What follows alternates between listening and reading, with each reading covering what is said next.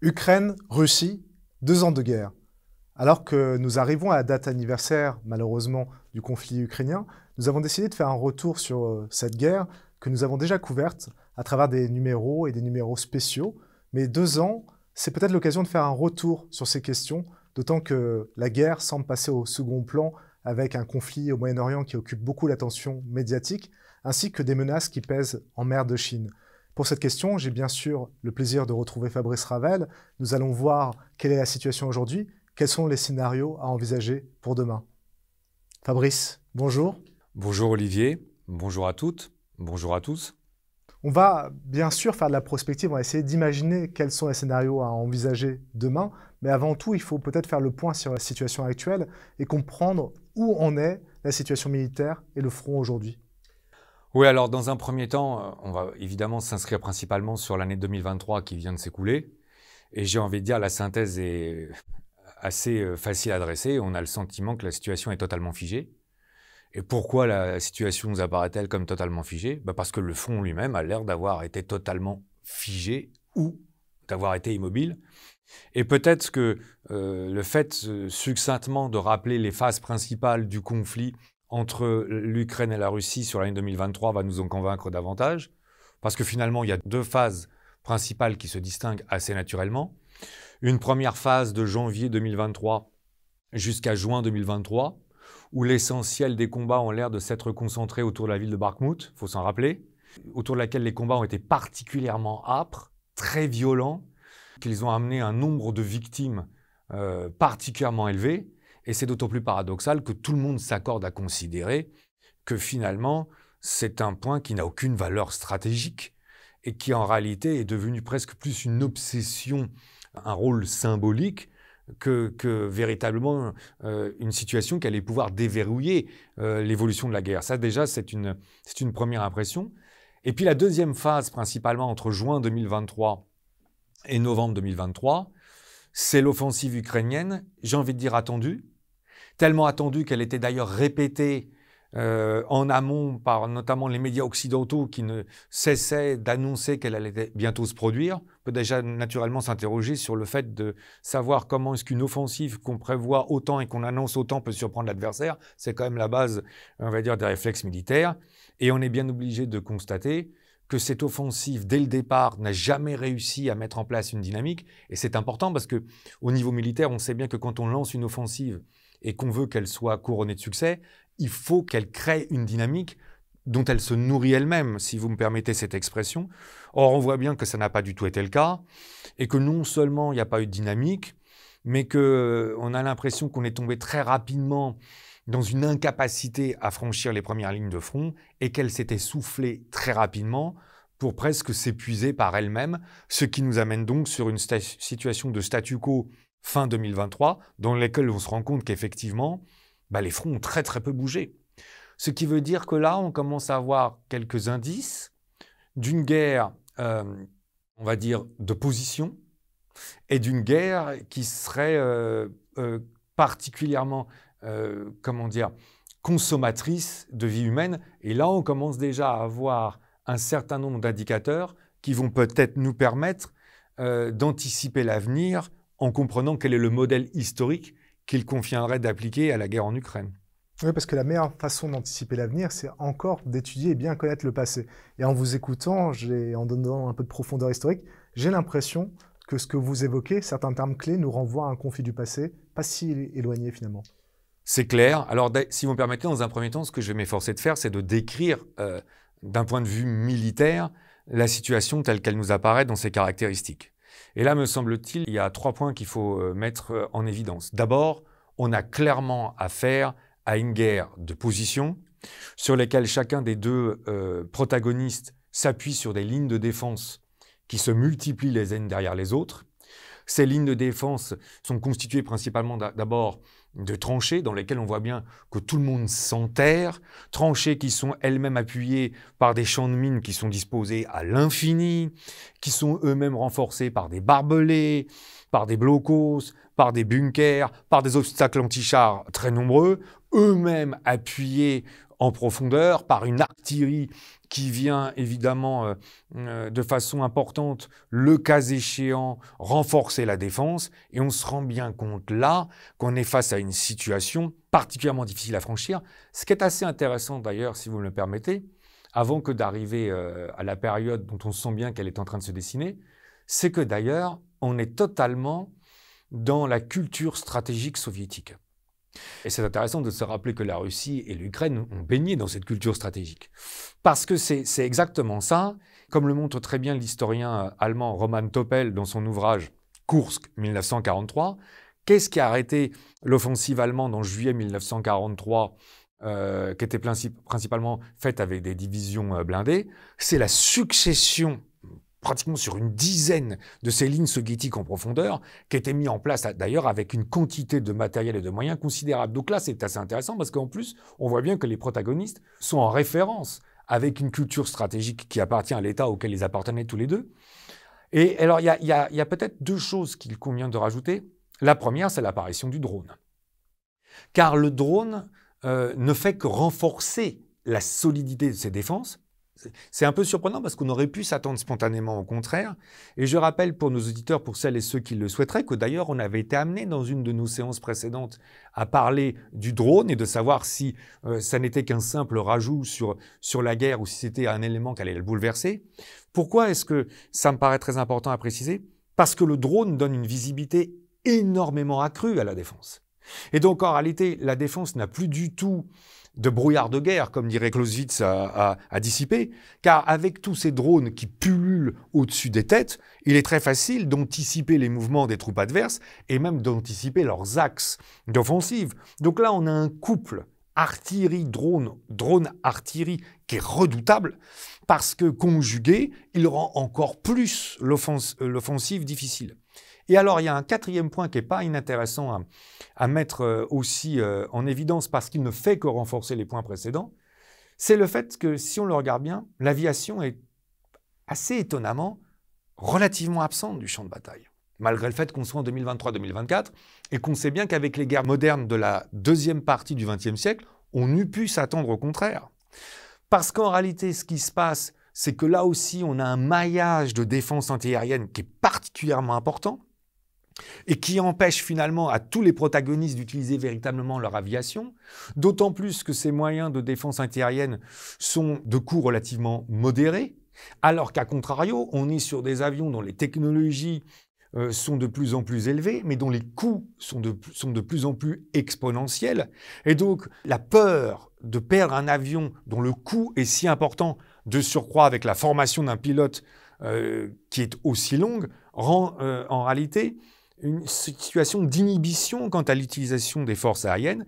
Et c'est bien un aspect qu'avaient soulevé dès la fin des années 90 les deux colonels chinois, Qiao Liang et Wang Xiangshui, dans un ouvrage qu'on avait déjà eu l'occasion de citer par ailleurs, La guerre hors limite, dans lequel ils disaient « Attention, ces matériels exceptionnellement performants vont finir par avoir un coût tel qu'on va finir par ne plus pouvoir oser les utiliser. » Donc on a un champ de bataille qui est privé d'aviation, qu'aurait pu être un outil perçant cette défense.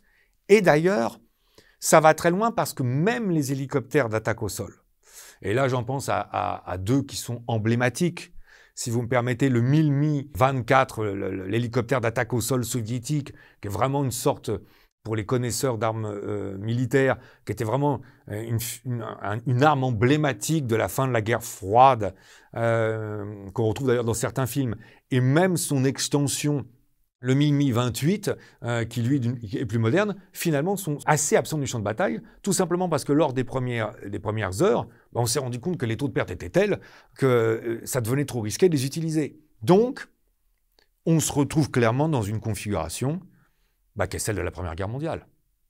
C'est-à-dire une guerre dans laquelle on est sur une guerre de position, dans lesquelles l'avantage est clairement donné à la défensive, comme le montre très bien John Keegan, qui a écrit un ouvrage sur la Première Guerre mondiale. Je rappelle que c'est un professeur émérite à l'université de Princeton, donc c'est vraiment un ouvrage que je recommande, et on voit bien qu'on est dans cette configuration d'une guerre qui dure 2 ans, 3 ans, 4 ans, parce qu'aucun des deux adversaires n'arrive à prendre l'avantage.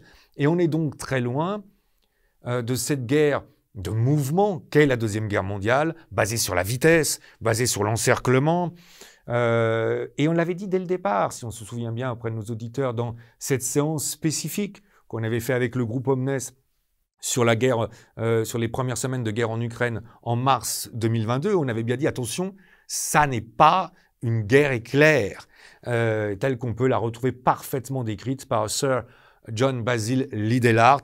Son histoire de la Deuxième Guerre mondiale, je la recommande pour nos étudiants, nos éditeurs. Ça reste l'ouvrage incontournable, quels que soient les ouvrages récents qui sont sortis. Ça reste, en termes d'analyse militaire, l'ouvrage incontournable sur la Seconde Guerre mondiale. Et donc, on est sur la Première Guerre mondiale.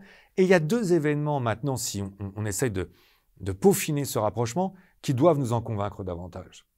D'abord, il y a une interview qui a été donnée par le chef d'état-major, Valéry Zaloujny, ukrainien, qui est très intéressante. Il est très avare en termes d'interview. Évidemment, de par son poste, il est quand même peu amené à faire des révélations. Et face ce périodique anglo-saxon The Economist, il avait dit « Nous sommes dans une impasse ». Donc, c'est très révélateur de la situation figée telle qu'on est en train de décrire. Mais il avait même précisé par la suite « Seule l'adjonction d'une arme supplémentaire ou d'une technologie supérieure ne pourrait nous permettre de sortir de cette situation. » Et là, l'analogie devient très intéressante. Parce que s'il faut s'en souvenir, à partir de 1917 et à partir de 1918, c'est bien l'apparition des tanks tels qu'ils avaient été créés par les Français et les Anglais qui avaient apporté un élément décisif sur la capacité à essayer de commencer à éroder le front et non pas à le faire basculer. Donc là, on a un premier rapprochement. Et puis, il y a un deuxième rapprochement qui me paraît aussi intéressant à faire, puisqu'on a évoqué la bataille de Bakhmout tout à l'heure, c'est l'analogie qu'on peut faire avec Verdun.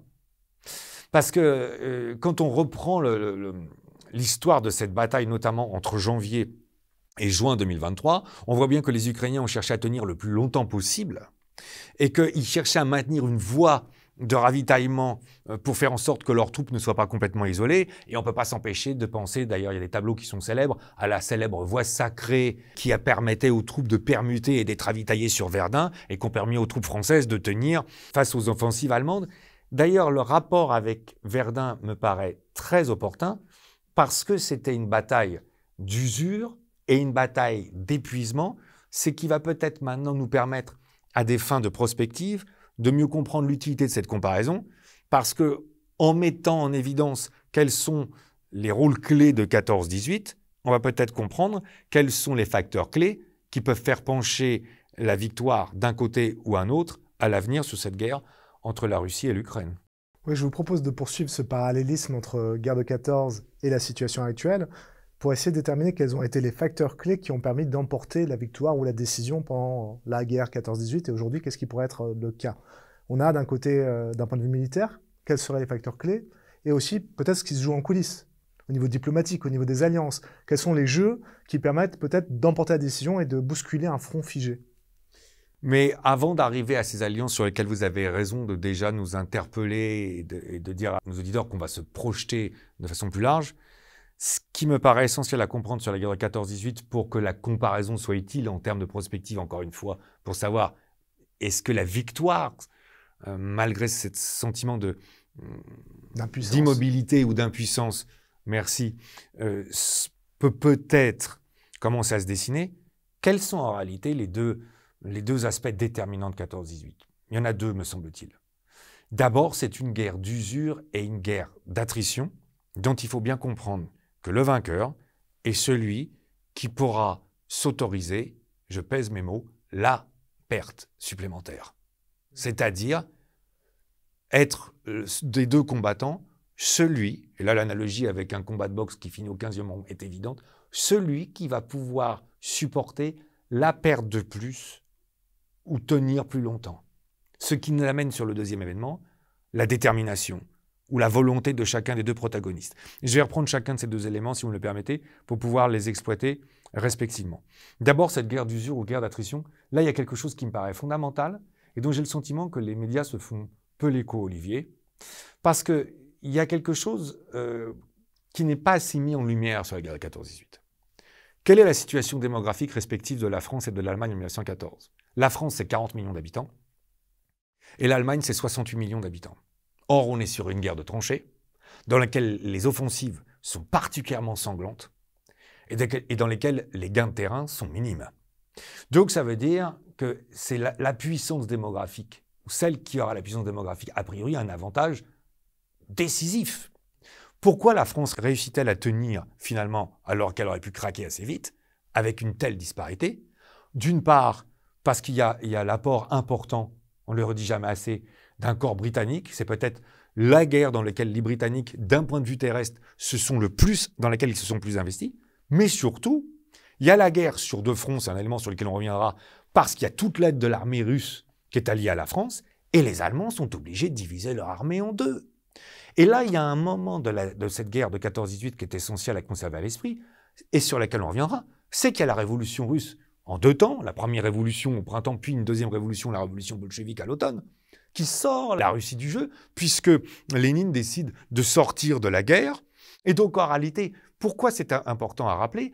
Parce que les Allemands vont être dans la capacité à mobiliser toutes leurs troupes sur le front ouest, et que d'ailleurs, c'est eux qui lancent les offensives au printemps 18. Et ce que j'explique souvent aux étudiants, c'est l'Allemagne qui est sur le point de gagner la guerre en 1918, parce qu'on voit bien que les Français, les Anglais sont au bout de leurs réserves et qui sont en train de subir des coups de boutoir. Il y a 5 offensives allemandes qui sont répétées, et qu'en réalité, la seule chose qui leur permet de tenir, c'est l'arrivée des troupes américaines. Parce que là, parfois, on fait des confusions. Les Américains ont été décisifs dans une guerre mondiale par leur rapport extraordinaire en vie humaine, en ressources humaines et matérielles. Mais en 17-18, l'apport des États-Unis, c'est les ressources humaines. D'ailleurs, souvent, quand les troupes américaines apparaissent sur les photos, on les voit équipées à la française ou avec le fameux casque britannique, qui est une sorte, d'assiette plate un peu creusée. Donc, en fait, c'est ça qui va stopper les offensives allemandes, puis repousser les Allemands et convaincre les Allemands que la guerre n'est plus gagnable. Alors là, ce point-là est particulièrement important parce qu'on a compris une chose. La compréhension des pertes des Russes et des Ukrainiens devient un élément clé pour anticiper l'avenir, n'est-ce pas? Et là, il y a un premier élément de réflexion. La population ukrainienne est de 42 millions d'habitants. À peu près la France, de 14. Et la population russe est à peu près 145 millions d'habitants. Ce qui veut dire que si on parle en termes militaires froids, dans une statistique qu'on qualifiera de morbide ou difficile, il faut, pour que l'Ukraine tienne, ou qu'elle puisse espérer tenir ou remporter la victoire, qu'à chaque fois qu'un soldat ukrainien tombe, il ait tué 3 Russes ennemis. C'est ça qui va être le facteur clé. Et évidemment, maintenant, on se rend compte d'une chose, si on met de côté toute la résonance ou le bruit qu'il y a sur les médias de façon quotidienne, on a bien compris que la statistique clé, c'est la statistique respective des pertes russes et ukrainiennes. Et on voit bien la difficulté de les avoir, puisque, évidemment, chacun des deux belligérants a parfaitement compris à quel point ces indices sont stratégiques. Mais, en fait, il y a un document qui a été sorti par les services secrets américains décembre 2023, ce qu'on appelle un document déclassifié, c'est-à-dire transmis au public. Alors, évidemment, certains peuvent considérer que l'origine de l'information peut porter à s'interroger, mais c'est des chiffres sur lesquels, je vous prie de le croire, beaucoup d'interlocuteurs différents s'accordent à peu près. Quels seraient donc ces chiffres? Les pertes russes seraient de 315 000. C'est déjà des chiffres qui commencent à peser, à donner le tournis quand même. 315 000. Et dans ces pertes russes, on aurait globalement des pertes qui seraient à hauteur de 100. On est sur un rapport d'à peu près 1 sur 2, 100 000 morts et puis 200 000 blessés. Bon, donc qu'on appelle en fait des soldats mis hors de combat. Quant aux pertes ukrainiennes, elles seraient quand même de l'ordre de 200 000. C'est-à-dire qu'on aurait à peu près 70 000 morts et puis donc 130 000 blessés. Mais là, le ratio, encore une fois, peu humaniste, mais déterminant d'un point de vue militaire dans le modèle dans lequel on s'inscrit, le fameux kill ratio, tel que les Américains l'utilisaient sur la guerre du Vietnam, il est patent. Parce que si on regarde bien, qu'on considère le nombre de pertes totales ou le nombre de morts, on est sur des statistiques qui sont de 1,5, certes en faveur des Ukrainiens, mais si on se rappelle la nécessité initiale, ça n'est pas suffisant. Donc là, me semble-t-il, on a un élément fort sur les prospectives telles qu'on est en train de les mettre en place. Alors, il y a un deuxième facteur, la détermination. Et là, évidemment, on ne peut s'empêcher que de penser que, justement, on l'a dit, la Russie s'est écroulée en 1917. Et il faut bien comprendre que quand la Russie s'écroule, c'est les troupes russes qui se débandent parce qu'elles repartent vers le centre de la Russie, elles ne veulent plus se battre, ce qui peut se comprendre d'ailleurs par ailleurs quand on se rappelle l'horreur de 14-18. Et donc évidemment, les armées allemandes et austro-hongroises n'ont plus qu'à avancer. Et là, forcément, si vous me permettez une référence qui nous permet de prendre peut-être un peu de distance, de mettre de dimension un peu plus poétique ou lyrique, il y a le Docteur Jivago écrit par Boris Pasternak. Il faut rappeler qu'il a eu le prix Nobel de littérature quand même, et qui va être merveilleusement mis en scène dans un film de 1965, dans lequel d'ailleurs j'invite nos étudiants ou les personnes qui nous suivent à revenir le voir, puisque c'est l'histoire d'un jeune médecin russe qui habite Moscou et qui est totalement ballotté, emporté, broyé, d'abord par la fin de la guerre, puis par l'arrivée de la révolution, puis par la guerre civile russe. Et ce médecin russe, joué par Omar Sharif, est en plus un poète.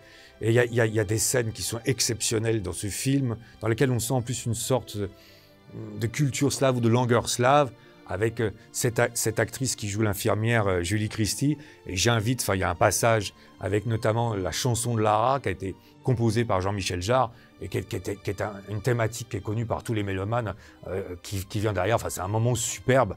Et c'est vraiment peut-être la meilleure façon de voir ce que ça a été que la révolution bolchevique et l'effondrement d'un pouvoir central.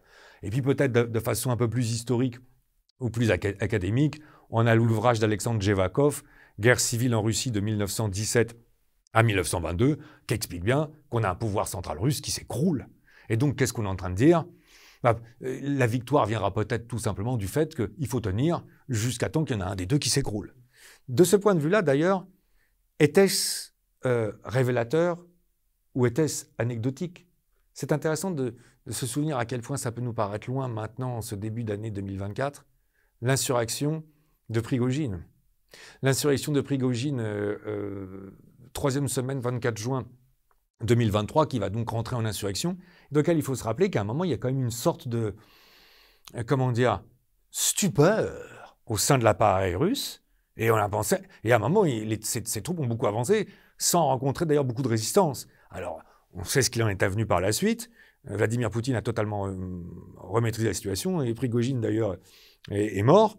Mais était-ce quelque chose qui préfigurait une faiblesse du pouvoir russe, ou n'était-ce qu'un accident ? En tout cas, là, on a deux aspects qu'il faut bien conserver à l'esprit. Et ensuite, évidemment, il y a des nuances qu'il faudra aussi prendre en considération pour s'efforcer de pouvoir mettre en place une prospective sur ce conflit. Alors vous avez souligné 2 points, l'attrition, la détermination, qui sont cruciaux pour emporter peut-être la victoire. Ça, c'est pour les similitudes. Mais n'empêche, il faut regarder aussi du côté des dissemblances et des nuances à apporter, parce qu'on ne peut pas répliquer une situation sur une autre. Oui, alors là, il y en a 4 qui me paraissent très très importantes. Et si on arrive à s'appuyer sur ces 2 ressemblances d'une part et sur ces 4 différences d'autre part, parce que ça va jouer un rôle, si vous voulez, si on ne reste que sur les 2 premiers, on va avoir le sentiment quasiment inéluctable d'une fin d'une guerre, n'est-ce pas ? Oui. En fait, il faut modéliser l'histoire pour essayer d'anticiper l'avenir. La phrase d'Otto de Habsbourg, essayer de découvrir après-demain en maîtrisant avant-hier. Et donc, en fait, là, on a une situation dans laquelle on a 4 différences qu'il faut prendre en considération pour affiner les perspectives.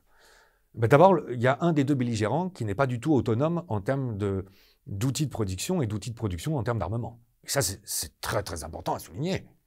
Parce que dans les puissances principales de 14-18, tant du côté allié principal, alors les Français, les Britanniques évidemment, les Américains et les Russes, et que du côté des empires centraux, l'Empire allemand, l'Empire austro-hongrois et leur allié Empire ottoman qui est trop souvent oublié, chacun d'entre eux, c'est peut-être un peu moins vrai pour l'Empire ottoman, mais ils ont des industries qui sont capables de produire des armements. Les Ukrainiens sont incapables d'être autonomes sur cette question. Et ça, c'est vraiment quelque chose de fondamental. Et on voit bien à quel point ils sont dépendants non seulement en termes de fourniture de matériel, mais en termes de financement de matériel. Ça, c'était vrai pour les alliés en 14-18, mais ils avaient une autonomie en termes de production et même de munitions. Et là, il y a des questions qui se posent. Parce qu'il faut quand même rappeler que, par exemple, les Européens ont promis de fournir 1 million d'obus de 155 mm au début de l'année 2023, et à la fin de l'année, on est à peu près à la fourniture que d'un tiers. Donc là, on a un aspect qui est fondamental à prendre en considération. Puis il y a un deuxième aspect qui est très important en termes de différence, c'est que la Russie n'est pas isolée, Olivier. Or, c'est quelque chose qu'on a souvent mis en avant. Et là, ça va nous permettre de mettre plusieurs aspects qui me paraissent essentiels. C'était pourtant bien l'objet des sanctions économiques. Et d'ailleurs, rappelons-nous, on avait bien été amené à faire une émission sur les sanctions économiques, sont-elles efficaces en géopolitique? Je me rappelle qu'on avait même été amené dans le cadre de cette émission à faire un corollaire sur l'un des premiers exemples qu'on avait eu, quand l'Italie fasciste envahit l'Éthiopie en 1935 et les sanctions de la Société des Nations, non seulement n'avaient pas amené la solution telle qu'on l'espérait, c'est-à-dire l'arrêt du conflit, mais a même reconfiguré les alliances. Donc j'invite nos auditeurs à se reporter vers cette séance le cas échéant. Mais là, ce qui est assez intéressant, c'est que si on prend les chiffres du produit intérieur brut, de la croissance du produit intérieur brut russe, alors évidemment, après, on pourrait mettre des nuances. Mais l'objectivité nécessite de dire quoi? Que sur l'année 2023, la Russie a connu une progression de 3%, et que le FMI prévoit pour la Russie une progression qu'elle est obligée de réactualiser à la hausse, et qui serait de 2,6. Donc on voit bien qu'économiquement, la Russie, pour l'instant, n'a pas l'air de subir ce qu'on pensait. Et pourquoi est-ce que c'est important? Parce que ça aussi, c'est un point dans l'analogie de 14-18 qui nous aide à le comprendre. L'Allemagne et l'Autriche-Hongrie ont été particulièrement affaiblis par le blocus maritime que les Alliés ont imposé. Quand Lénine traverse l'Allemagne en 1918 parce que les Allemands l'y aident, en 1917, pardon, parce que les Allemands l'y aident en espérant qu'ils fassent la révolution, que ça affaiblisse la Russie, ça me paraît toujours important de toujours se mettre dans des perspectives géopolitiques en s'appuyant sur les témoignages. Lénine et ses camarades, c'est le cas de le dire, sont frappés par l'état de dénouement et l'état de pauvreté des villes allemandes et des troupes allemandes. Donc il y a un état de dénuement parce qu'en réalité, le blocus maritime est en train de pousser, d'obtenir des résultats et de mettre l'Allemagne et l'Autriche-Hongrie dans une grande difficulté en termes de ravitaillement. De même que quand on avait évoqué l'Autriche-Hongrie dans une de nos séances, on rappelait bien qu'on est sur un taux d'attrition en termes de famine et d'équipement qui est très élevé. On n'est pas du tout dans cette situation-là. Et là, il y a un autre élément qui nous permet de le montrer. C'est la synthèse de la production russe, telle que le ministre de la Défense Shoigu l'a dit en décembre 2023. Alors là aussi, on pourrait nous rétorquer que l'origine de l'information peut pousser à contestation, mais là aussi, c'est des chiffres qui sont plus ou moins corroborés par les Occidentaux. Et là, on a plusieurs chiffres qui sont intéressants. Les Russes ont construit l'équivalent de 1500 chars de combat sur la seule année 2023. Alors certes, parmi ceux-là, il y en a certains qui sont reconditionnés. C'est ce qu'on appelle dans notre jargon militaire des poules ou du cocooning, c'est-à-dire qu'en gros, c'est un terme qui peut paraître un peu étonnant quand on l'utilise dans notre jargon militaire. Donc les anciens matériels militaires qu'on considère un peu surannés sont mis dans des parcs. Et justement, c'est leur vocation, quitte en période de crise, à être réactivés. Et là, c'est le cas. Donc en fait, les Russes ont réactivé 1500 chars. Ce qui est intéressant sur ce chiffre, c'est qu'on pense qu'ils arrivent à pallier non seulement les pertes russes de 2023 en chars, il y en a même certains qui pensent que les Russes ont augmenté leur parc de chars. Dans la continuité, ils auraient construit 2200 véhicules blindés, 1400 systèmes d'artillerie ou de lance-roquettes, 12 000 véhicules et 22 000 drones. Mais là, le constat s'impose. L'armée russe n'est pas du tout en train de s'affaiblir. Et donc ça, c'est le deuxième point. La Russie n'est pas isolée. Troisième point, il n'est pas possible dans cette guerre de compenser une infériorité numérique par l'utilisation maximale de tous les moyens. Car la Russie est un pays qui a l'arme nucléaire. Dans notre jargon, on dit que c'est un pays doté. Car, je rappelle, pratiquement 6 000 ogives nucléaires. Et donc, il est évident qu'il y a une retenue. Ce qui, d'ailleurs, tout à l'heure, va nous amener à une réflexion sur mais quels sont les objectifs stratégiques alors? Parce que là, on voit bien qu'il n'est pas possible d'utiliser tous les éléments. Et d'ailleurs, les Occidentaux, parfois, sont réticents à donner un certain nombre d'armes aux Ukrainiens parce qu'ils ont peur que si les Ukrainiens les utilisaient sur le territoire russe, on arrive à une escalade. Je pense notamment aux missiles de moyenne portée. Les Allemands rechignent énormément à donner leurs missiles à moyenne portée Taurus parce que ça donnerait la possibilité aux Ukrainiens de frapper des cibles en profondeur sur le territoire russe. Je rappelle qu'en 14-18, on utilise les gaz et qu'on utilise la guerre sous-marine à outrance, quitte à d'ailleurs détruire des navires civils. On sait bien que c'est ça qui va en partie contribuer à amener les Américains sur la guerre de 14-18. Donc on a ce troisième élément-là. Et puis il y a un quatrième point qui est très très fort, c'est que les Américains ne me semblent pas prêts à s'investir totalement dans cette guerre. Parce que là, il ne faut quand même pas oublier une chose. Bon, d'abord, il va y avoir des élections cet automne qui peuvent radicalement changer les perspectives. Mais surtout, l'obsession américaine reste la Chine. Et donc, en fait, les Américains ont peur à un moment d'être trop aspirés par ce conflit, ce qui veut dire qu'il n'y aura pas une aide extérieure massive ou complète. Ces 4 points-là me semblent très très importants parce que ça permet aussi maintenant, comme vous nous y invitiez précédemment, de nous projeter. Parce que sur quelles seraient les perspectives, parce que pour finir une guerre, il faut bien qu'à un moment, l'un des belligérants ait atteint les objectifs. Oui, alors on a vu 2 ressemblances, 4 dissemblances. Maintenant, quels sont les scénarios qu'on peut imaginer pour le futur? Est-ce qu'on peut arriver à une issue de cette guerre prochainement? Il y a 3 scénarios possibles. Les 2 premiers, d'ailleurs, sont assez symétriques, puisque le premier scénario, c'est la victoire de l'Ukraine. Le deuxième scénario, que les Occidentaux ont eu beaucoup de mal à envisager jusqu'à ces derniers temps, c'est moins aujourd'hui, mais c'est la victoire de la Russie. Et puis un troisième scénario sur lequel on va venir, ce serait un armistice. Premier scénario, essayons, si vous voulez bien, de l'explorer un petit peu pour voir quelles conditions sous-jacentes pourraient conduire à ce que ce scénario se concrétise. La victoire de l'Ukraine, ça sous-entend que l'Ukraine puisse continuer à être alimentée sur le long terme par les moyens financiers et les moyens militaires des Occidentaux, a fortiori en adéquation avec ce qu'on a dit précédemment. Mais 2, qu'on ait un effondrement du pouvoir central russe. On a bien vu ce qu'on évoquait en termes de perte de ratio. Il faut qu'à un moment, il y ait la détermination russe qui s'écroule. Ça, c'est, me semble-t-il, les 2 conditions requises pour que la victoire ukrainienne puisse être envisagée. A contrario, qu'est-ce qui pourrait amener une victoire russe?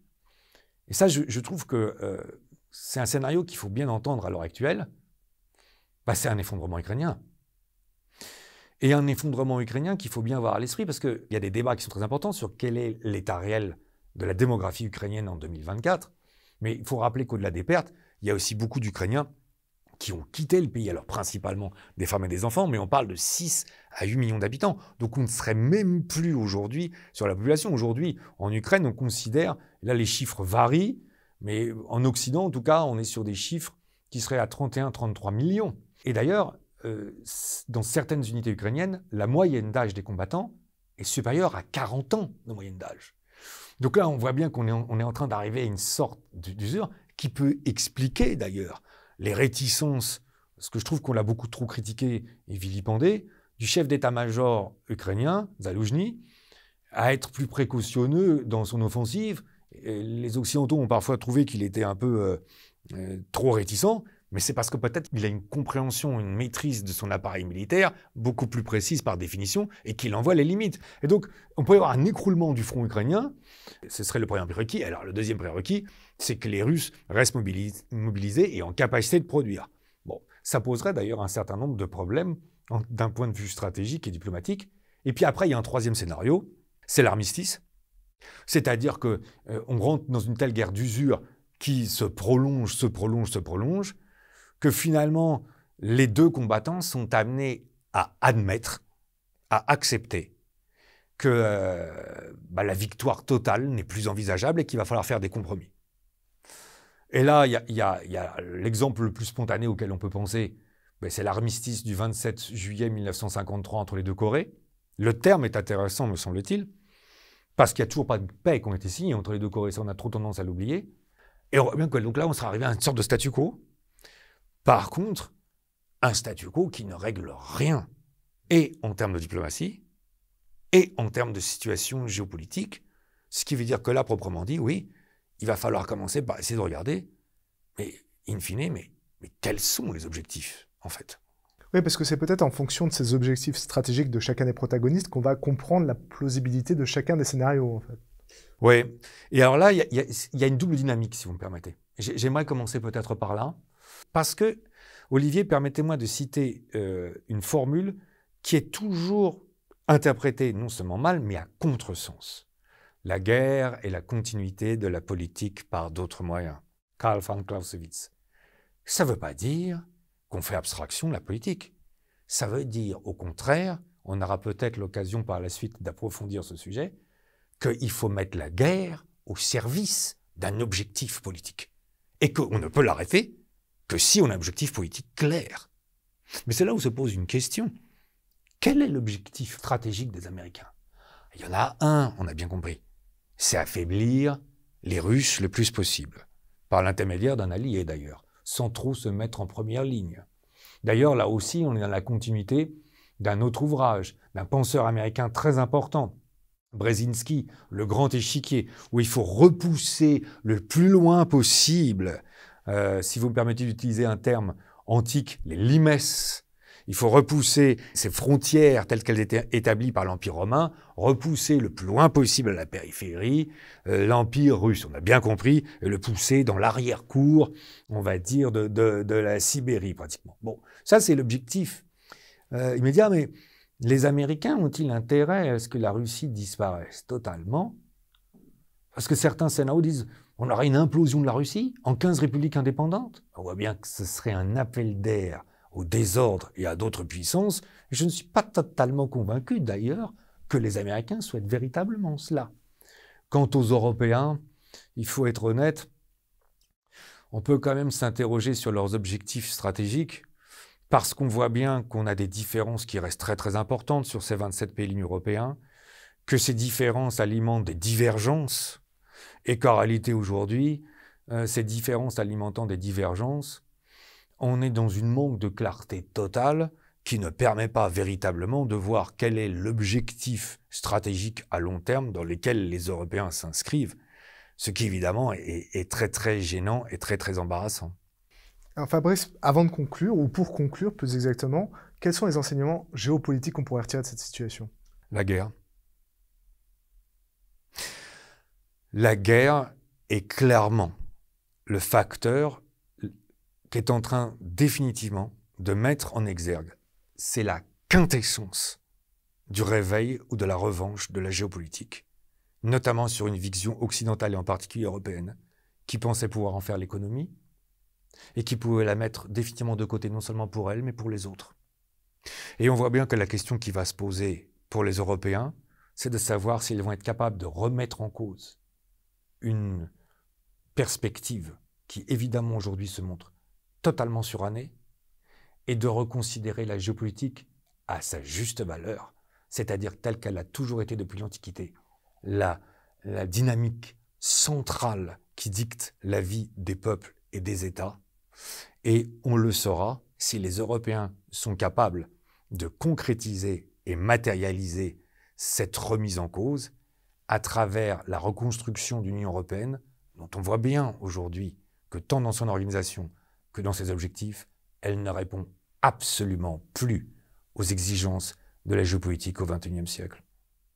Eh bien, c'est sur ce constat sévère que vous dressez que nous terminerons cette séance. Merci Fabrice. Merci à vous. Nous voici donc arrivés au terme de ce nouveau rendez-vous de la géopolitique. Merci à toutes, merci à tous de nous avoir suivis.